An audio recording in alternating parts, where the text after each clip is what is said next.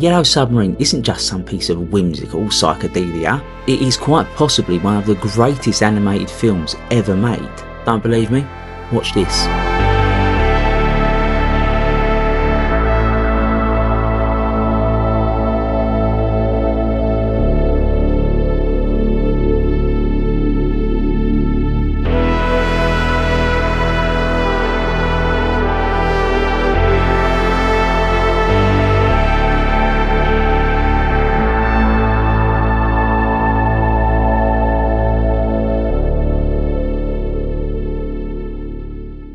As always, just like my other channel, please try and remember that this is just my personal view, so don't take too much offence to anything I say. And if you like what I'm doing here, please hit the like and subscribe button. You can also follow me on X.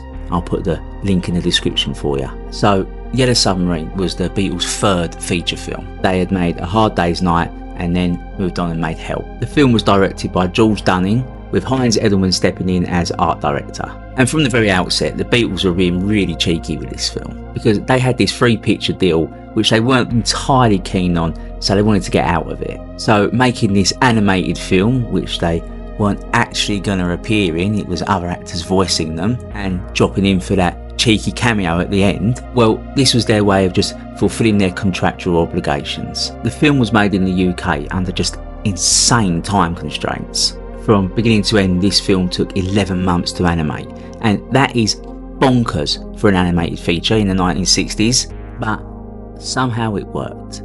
The studio got their third film with the trilogy, the Beatles fulfilled their contract requirements, and boy, did we get a cult classic. A cult classic that captures the spirit of the 1960s better than any other film. But there is so much more going on than that.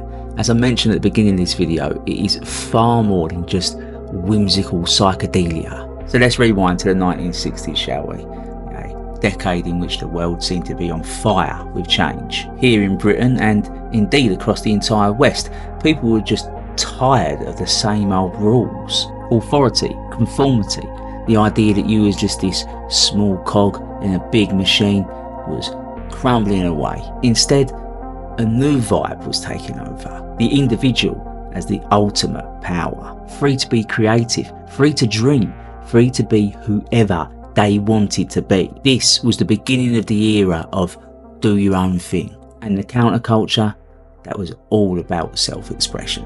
And this didn't happen out of nowhere. In fact, you could argue that this was a long time coming, because back in the early 20th century, people like Sigmund Freud, for instance, were poking around inside the human mind and discovered that we are all driven by a unique self that was full of desires and emotions. By the 1960s, this idea had exploded and nobody wanted to be part of a system anymore. Everybody wanted to be free.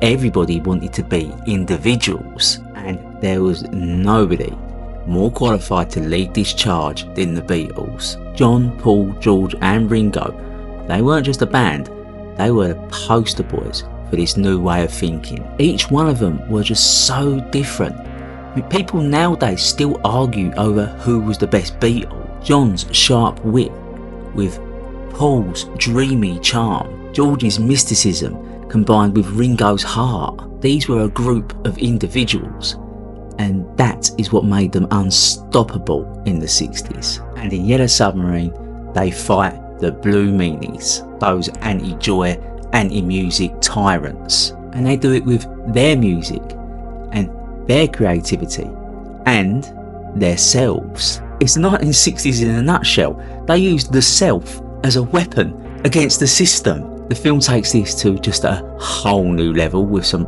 properly trippy symbolism, like a certain four-headed dog. Now, we all know Cerberus is the three-headed dog from Greek mythology that guards the underworld, but in this film he is given 4 heads, and I think that's a really clever move because, well, firstly it's showing off the Beatles' individuality, but mainly you need to think about what Cerberus was like in mythology. Those 3 heads all working in unison to guard the underworld, making sure all those spirits were kept in line. The mythical Cerberus is a monster of control, but here with 4 heads it's a complete mess, each one of them snapping and snarling at each other, fighting amongst itself. It's complete chaos, like the old world, trying to hold on to power, but just falling apart. Its extra head doesn't bring unity, it's a fracture. It's a sign that the system, a system that 1960s counterculture was rebelling against, was completely falling apart. And who was there to face it?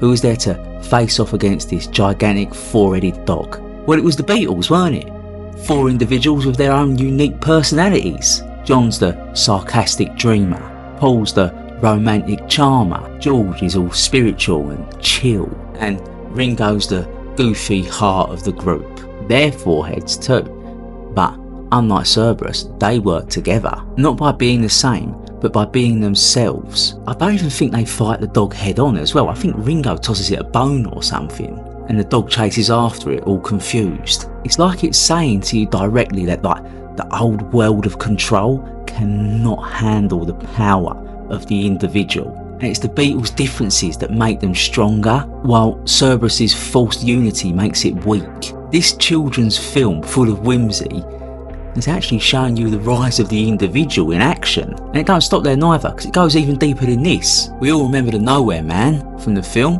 Mr. Jeremy Hillary Boob, who's floating in a sea of nothing, in a black and white void, like utterly cut off from the world. He's a genius full of poetry and skills, but he's totally lost, with no connection and no purpose, because his individuality has left him adrift, a complete dreamer with nobody to dream for. This is the flip side of the 1960s dream. If you are free to be yourself, then what happens when you don't know who that self is? And we've all been there, feeling like the Nowhere Man, floating in our own little void. The magic of Yellow Submarine is that Jeremy doesn't stay lost. The Beatles eventually find him, and they don't tell him to change, they just let him be Jeremy. He fixes their submarine and joins their fight, and by the end of it, he's dancing in Pepperland, part of something bigger. It was never about giving up his individuality, it was about using that individuality to connect with people. So now this whimsical children's film not starring the Beatles as a way to fulfill a contractual obligation, it's actually showing us that the self isn't meant to be alone, it's meant to shine with others. That was the real revolution of the 1960s, not just breaking free, but building something new together as individuals. Anyway, once again, as I say on all of my channels now, this is just my personal view. And if that's my personal view, I'd like to hear yours. Let me know in the comments section. If you enjoyed the video, please hit the like button. If you really enjoyed it, consider hitting the subscribe button. Thank you for watching, and I'll see you in the next video.